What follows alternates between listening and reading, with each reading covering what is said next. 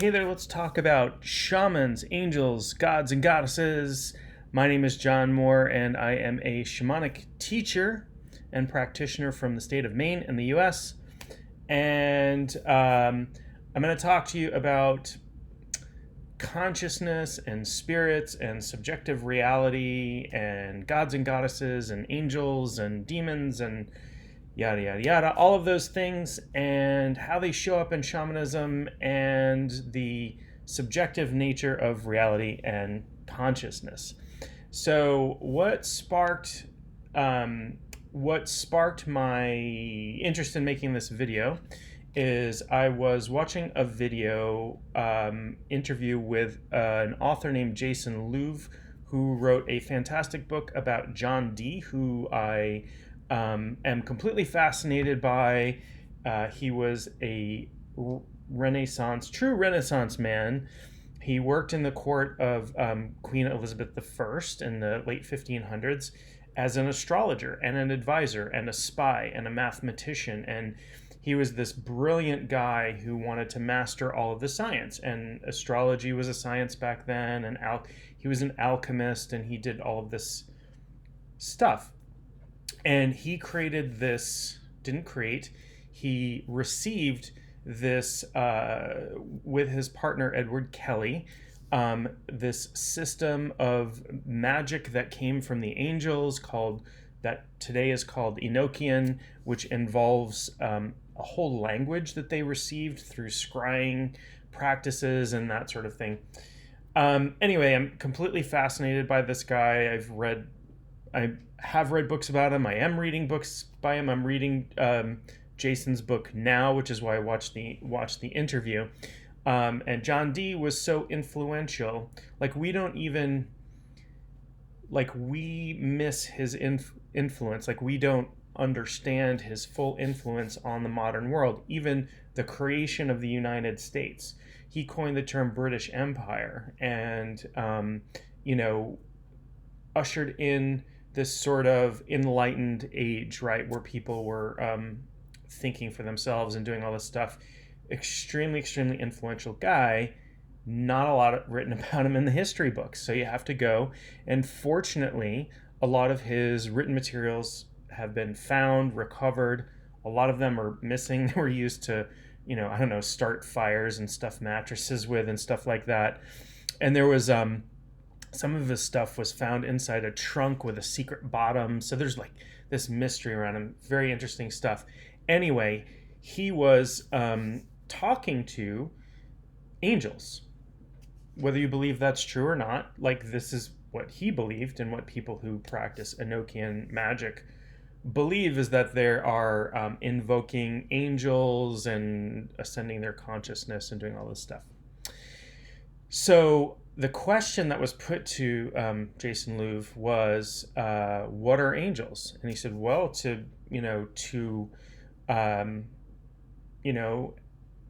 John Dee and Edward Kelly, they were Old Testament angels. They were these, beings, and, they probably had, I don't know what they looked like to them, but we have ideas about what angels look like from, if you grew up in the West, from Renaissance painters. Lots of blonde angels out there, lots of blonde male angels with flowing hair.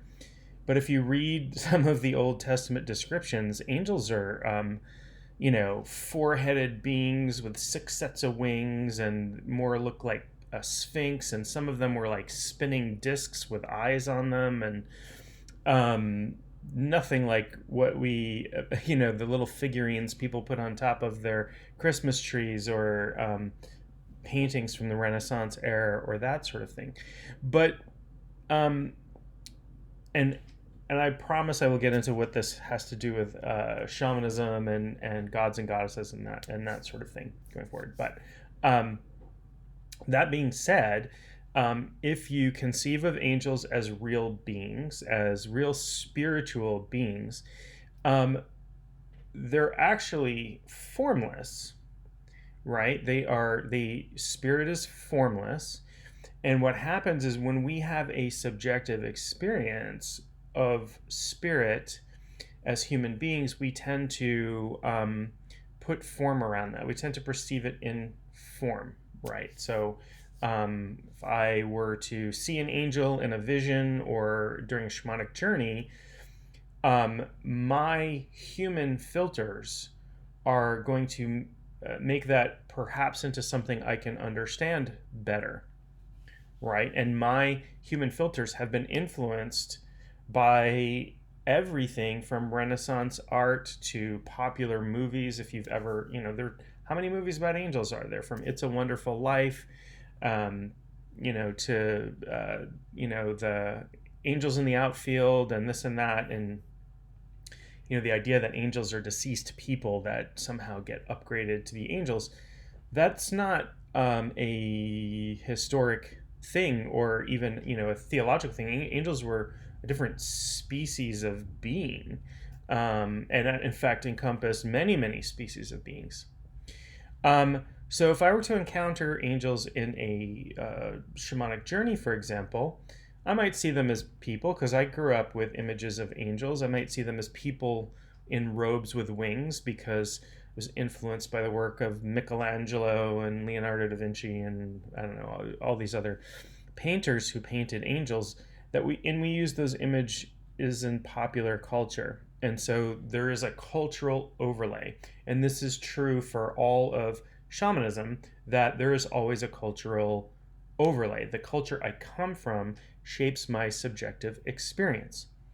Spiritual experience is subjective. However, that doesn't mean it isn't real. Subjective and not real are not the same thing.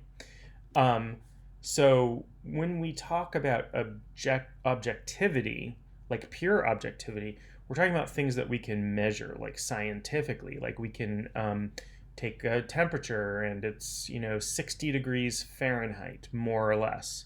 Even that we can't get too exact because it's really probably like 60.0312479 blah blah blah blah into infinity degrees, right? So we can only get so precise with any measurement of anything. And that's really the only way we even approach objectivity.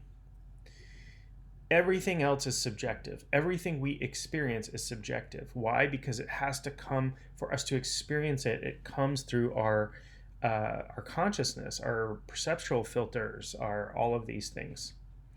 So I can give you an example of that. If I say the word animal to you, and you get an image in your mind of an animal, I don't know what that is. You might get an image of a dog or a sheep or, an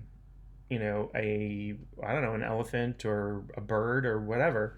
Maybe I thought about a shark or a whale or a dolphin, or maybe I thought about an amoeba as a kind of animal. I realize it's not in the animal kingdom necessarily, but is it? I don't know. Maybe amoebas are. Right? So we, with the same label, we can have different subjective experience. Does that mean that you're wrong when I say the word animal and you think of a dog and I'm thinking of a whale? No.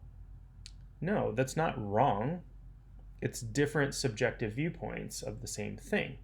So when I have an experience of angelic beings or gods and goddesses or that sort of thing, again, that's subjective. I'm going to have a subjective experience of that. The same is true when I drink a cup of coffee. Now, I like black coffee. I like medium roast black coffee. It has a subjective taste to me that I enjoy.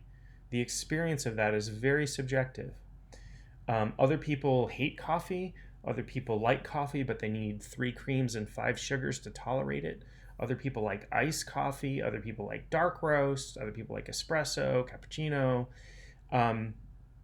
Again, does that make my love of black coffee wrong? My experience of black coffee wrong? No. It's my subjective experience. So if there's one thing I can get across to you is that there's no right and wrong when it comes to subjective experience. There is the understanding, hopefully, that everybody has a different viewpoint on everything, and your unique viewpoint comes from your very unique set of life experiences, your very unique genetic makeup, your very unique spiritual makeup. You are an individual, as am I, as is everybody else. Okay, let's talk about gods and goddesses for a moment. And I'm going to talk about spirit, like, how should I put it, like higher level. I don't like using levels, like, again, like there's this tendency to put this objective language. Well, angels are in the 3rd tier, and gods and goddesses are in tier 5, and yeah, that's sort of. I understand people like to do stuff like that to understand things, to put things into systems, but you just have to understand that those things are really limited, and that they will break down at some point. Like, something will not fit perfectly into whatever system you have. So some people may look at angelic beings, angels, as as gods and goddesses or demigods, or whatever, some sort of deity.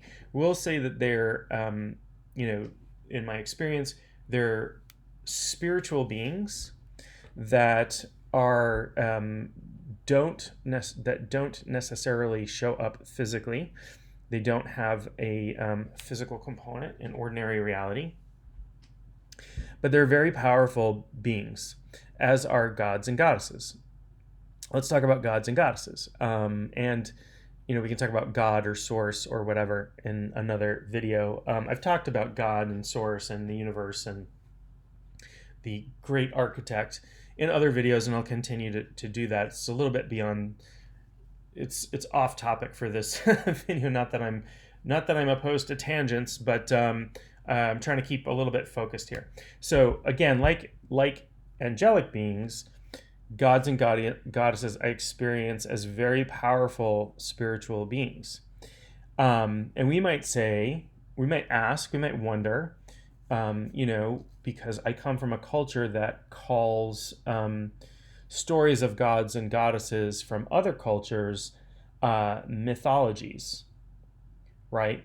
And mythology has been sort of parlayed into this word that means untrue, something that's made up. It's a myth. It's a legend. It's just a story. It's made up. But people doing shamanic journeys and people doing certain types of meditations and certain types of occult works and stuff have real encounters with these spiritual beings. And again, subjective, but no less real than anything else. I have the subjective experience of drinking coffee. Does that mean the coffee isn't real? It's just that there isn't necessarily a material component to the experience. So the experience can happen in the mind, or can seem, well, all of our experience happens in consciousness in our mind, but it can happen in ways that are hard to verify with objective measurement. And so in many ways, people will think that these experiences are unreal because their definition of reality only includes things that we can measure. And that's really hard with spiritual stuff. But we can see the effects of these things. We can see when we do spiritual healing that there's a change in reality. We can see that when I journey for a client, that their brainwave pattern changes without me really doing anything to directly change that. We've seen that with EEG research, right? We've seen people be able to get information they shouldn't have, access to. We see people doing all kinds of things that are outside the bounds of objective, measurable stuff, right? In the world of subjectiveness. And I would argue that the subjective world is, in some ways more real than the objective world. It's hard to fathom that if you come from a background where you think science contradicts spirit, and that science is infallible, and all of these things. I'm a scientifically minded person. I have decades of experience in doing computer science and a master's degree and all of these things. So it's not that I'm not scientifically minded, but I'm also philosophically minded. And I also look at my experience as valid, whether or not you agree with my experience. Consensus reality isn't the only reality. So um, when we look at gods and goddesses and what we would call myths, we have different pantheons of gods and goddesses, right? So we have the Greeks and the Romans are good examples. We have Hindu gods and goddesses. We have Norse gods and goddesses. We have Celtic gods and goddesses. We have, um, you know, uh, every culture around the world. Cultures in Africa, cultures in Asia, cultures all over the place. We have Buddhist gods and goddesses, and within Christianity, we have archangels, angels, saints, you name it. So the thought is one way of looking at that is, well, all of these people can't be right, right? So the Romans worship Jupiter as the god of the sky, and we'll say that there's a Norse equivalent, maybe Odin, I don't know, or Thor, and those aren't the same, and so neither one of those, either both of those are wrong, or one of them is wrong and one of them is right. But again, we go back to our subjective experience of these powerful spiritual beings is filtered through our human understanding. These beings are really beyond our ability to completely comprehend. But then again, your being as a human, like what you really are at your core, this divine self that you are, that's also beyond the ability for the human mind to completely comprehend. And so we comprehend these beings in terms of subjective experiences. I have had journeys where I have encountered beings from different spiritual systems, and what happens for me is that they show up in different forms, and they change even sometimes in front of me when I'm journeying. So I'm dealing with a god from a particular pantheon, and that god has many faces, shall we say, many ways of appearing. And sometimes they'll cycle through that, and I'll experience that. And I'm like, oh, okay, I get this, I get this, I get this. And when you look at aspects of gods and goddesses in whatever culture they come from, that is often the case. A prime example of this is the god Odin, or Odin, from the Norse pantheon. And if you watch Marvel movies, you might be familiar with him as the father god, as the chief god of the Aesir. But in the literature, in the Norse literature, he has hundreds of epithets. And by epithets, I don't mean like swear words. I mean titles, names, things like the Allfather, the Yule Father, the Gray, the Masked One, the One-Eyed, the Hanged God. There are. I once saw a list of over 200 of these epithets from Norse literature, and who knows how many others there were. And all of these describe different aspects of him and how he shows up in different stories or to seers in that tradition. And so the same is true for these other beings. They're powerful. Because they're spiritual, they're essentially formless. But for us as humans to comprehend them, our consciousness creates a form that they inhabit, and or that they come through. It's sort of like changing a TV channel. I'm turning on the Odin channel and seeing what comes through into that, the information that comes through. So when I'm tuning into an image or a thought of, or whatever, of these powerful spiritual beings, and you are a powerful spiritual being, what I'm doing is doing it in a way that I can understand and interact, right? Um, and in this way, sort of like, do I have to pray to, do I have to pray to Odin in Old Norse, or do I have to pray to, um, you know, um, I don't know, Krishna in Sanskrit, or do I have to? And the answer to that is no. If that's what you choose, these beings are kind of a little bit beyond language. However, um, if you approach them in the language from the culture in which their ideas arose, it helps you plug into them, which is why the angelic language channeled by Dee and Kelly is a really powerful way to work within that system. Um, Doing Sanskrit mantras where you chant these Sanskrit tones, these words, these sounds over and over again, is a way to plug into the powers of those gods and goddesses, those spiritual beings, because there's a cultural connection. There's a sort of like, again, it's sort of like turning on a specific channel on your television. It's plugging in. So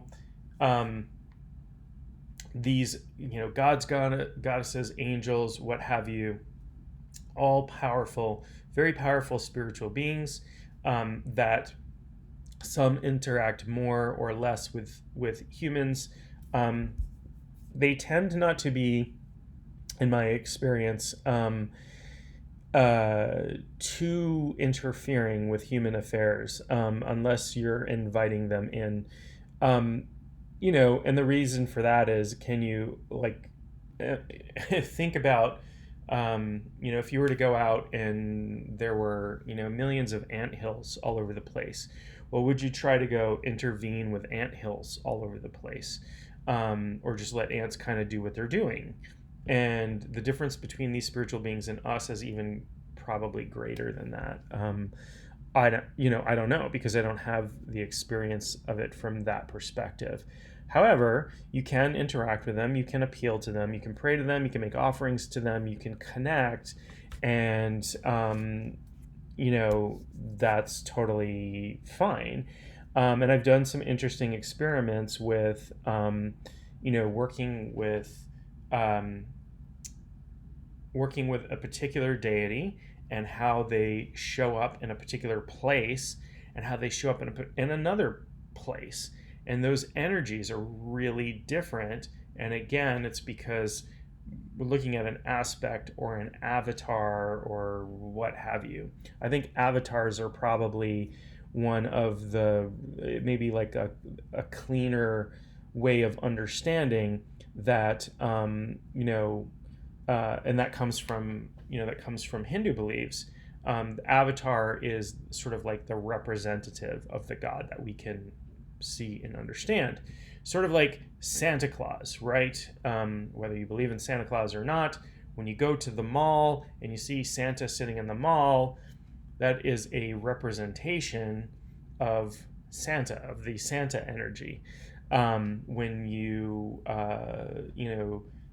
encounter an aspect of a deity, what and they're human appearing, because why not? Because we're human beings. We like to anthropomorphize everything.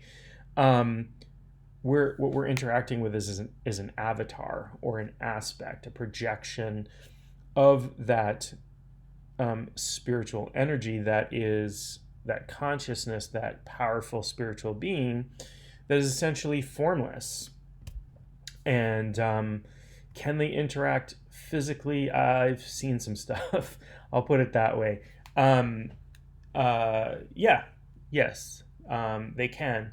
Most of the time, they choose not to, just because it's not, it doesn't seem that important. But they will, and they do, and they can interact with the physical world. Normally, they do it through I mean, I don't know what to say is normal, but in my experience, it normally happens through human processes. Like they're going to, like, I'm already living here, and they might inspire me to do something that, has a certain effect in physical, and that's one of the ways that they really work. Um, they do have a lot of control over physical reality. In fact, these beings in every system of belief created the underpinnings in which physical reality arises, and in some systems, like, keep it in place, like hold physical reality in place. And there is something to be said for that. There is something to be said for, the creator working through these divine aspects to create the infinite diversity that is the universe that we exist in. So I hope that's helpful. So I want to get back just briefly to shamanism, and specifically speak about shamanism. And I've said this in other videos. I will continue to say this. Shamanism always happens in cultural context. And so if I go to a shaman in Peru, or I go to a shaman in Mongolia, they're going to be doing things in slightly different ways, and they might be, talking to different spirits with different names. And in Mongolia, it might be gods and goddesses. In Peru, it might be, I don't know, mother goddess and spirits of the jungle, and that sort of thing, because it's happening in context. And what early anthropologists did was to look at the commonalities between what these spiritual functionaries were doing and say, okay, this is the thing that all these cultures are doing in common that we're going to call shamanism, right? We're going to apply the label of shamanism that has been used in English for a couple hundred years and exists in many other languages. We see it in Sanskrit and Hebrew even, and means something slightly different. But it has connotations of spiritual functionary and somebody that works between worlds, and that sort of thing. So there is this, we're doing common things, but we're all having somewhat different experiences. But if you look at the threads that run through all of them, there's some real similarities where, things like soul loss are treated, or things like, power animals come into play, and other helping spirits and things like that are really, really common from culture to culture. And the shamanic journey being very common from culture to culture to culture. And the shamanic state seems to be something that is unique. The altered state that shamans go into when they work seems to be unique. It's unlike any other brain state. This is very recent EEG-based research that shows this. And it's universal, meaning every human being can create that shamanic state in their brain, which means that shamanism does not belong to a culture, an ethnicity, a nationality, a language, anything. It is our biological and spiritual birthright to awaken shamanically. So that is a bit about gods, goddesses, angels, and shamans. I hope this has been helpful. Please subscribe to my channel. I have a lot more videos on the way, and I will talk to you real soon.